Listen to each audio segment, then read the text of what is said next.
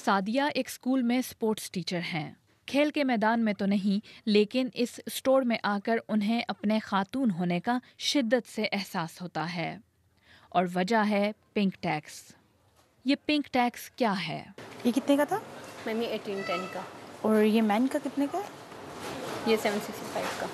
دنیا بھر کی طرح پاکستان میں بھی خواتین کے لیے مخصوص بیشتر اشیاء مہنگے داموں فروخت کی جاتی ہیں. اسی عمل کو پنک ٹیکس کا نام دیا گیا ہے.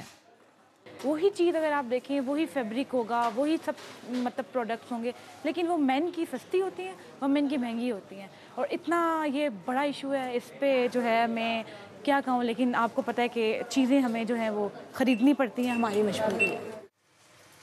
400 ml شیمپو کی یہ بوتل مردوں کے لیے ہے، جبکہ اسی کمپنی کی 400 ml کی ہی یہ شیمپو کی بوتل خواتین کے لیے ہے. ان دونوں کے اجزاء بھی تقریباً ایک جیسے ہیں، لیکن خواتین کا یہ شیمپو مردوں کے اس شیمپو کے مقابلے میں زیادہ مہنگا ہے. پنک ٹیکس کی زد میں خواتین کے روزمرہ استعمال کی اشیاء آتی ہیں، جن میں شیمپوز، کنڈیشنرز، پرفیومز، کاسمیٹکس، حتیٰ کہ خواتین کے کپڑے اور بچیوں کے کھلونے تک شامل ہیں. پاکستان میں یہ فرق 1000 سے شروع ہو کر کم از کم 15,000 روپے تک کا ہے. امریکہ کی ایک سرکاری تحقیق کے مطابق خواتین کو تقریباً ایک ہی جیسی مصنوعات پر مردوں کی نسبت 7% زیادہ پیسے دینے پڑتے ہیں. وہ مشہور برانڈز کے شیمپو اور کنڈیشنرز پر 48%، ڈریس شرٹس پر 13% اور جینز پر 10% سے زیادہ رقم دیتی ہیں. بالوں کی کٹنگ خواتین کو کئی گنا زیادہ مہنگی پڑتی ہے، جبکہ ڈرائی کلینرز بھی ان سے زیادہ پیسے وصول کرتے ہیں. اجزاء اور مقدار کے لحاظ سے ایک جیسی مصنوعات میں فرق صرف رنگ، پیکنگ اور اشتہاری مہم کا ہے، لیکن کئی خواتین پنک ٹیکس کے اس جال میں پھنسنے سے بچ بھی جاتی ہیں.